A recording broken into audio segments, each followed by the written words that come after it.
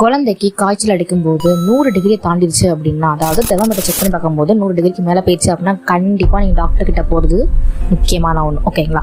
Suppose உங்கள் குழந்தைக்கு 100 degree கீழே இருக்குது அப்படின்னா என்னென்ன விஷயங்கள்லாம் பண்ணலான்னா என் குழந்தைக்கு பண்ண விஷயம் ஒருத்தவங்க ஷேர் பண்ணுறேன்.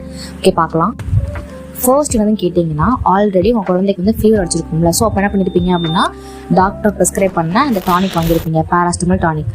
ஸோ நான் தான் கொடுத்துருக்கேன். நீங்கள் என்ன பண்ணணும் அப்படின்னா 1 டே ஃபுல்லாக கொடுத்து பாருங்கள். அதாவது 6 hours ஒர்க்கு கேப் விட்டு டாக்டர் கொடுத்துருப்பாங்கல்ல டைமிங். உங்கள் குழந்தைக்கு ஏஜுக்கு ஏற்ற மாதிரி 1 வயசு குழந்தைங்கன்னா 6 மணி நேரத்துக்கு ஒரு கொடுக்கும். ஸோ அதே மாதிரி கொடுத்து பாருங்கள். சப்போஸ் அந்த 1 டே ஃபுல்லாக நீங்கள் கொடுத்து பார்த்துட்டு சரியாகலை அப்படின்னா கண்டிப்பாக நெக்ஸ்ட் டே வந்து என்ன பண்ணணும் அப்படின்னா ஹாஸ்பிட்டல் போய் ஆகணும்.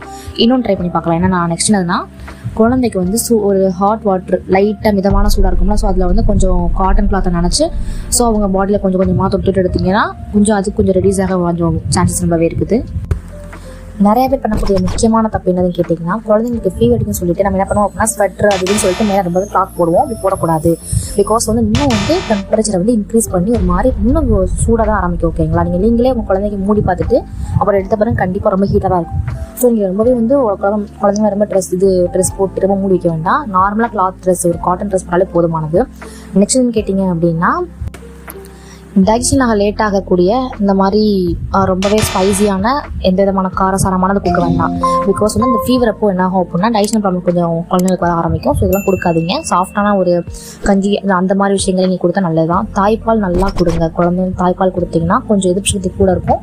கொஞ்சம் இந்த காய்ச்சல் வந்து கொஞ்சம் இந்த குழந்தைங்க மீண்டு வர கொஞ்சம் வாய்ப்பு இருக்கும். ஓகேங்களா? தாய்ப்பால் நல்லாவே கொடுங்க.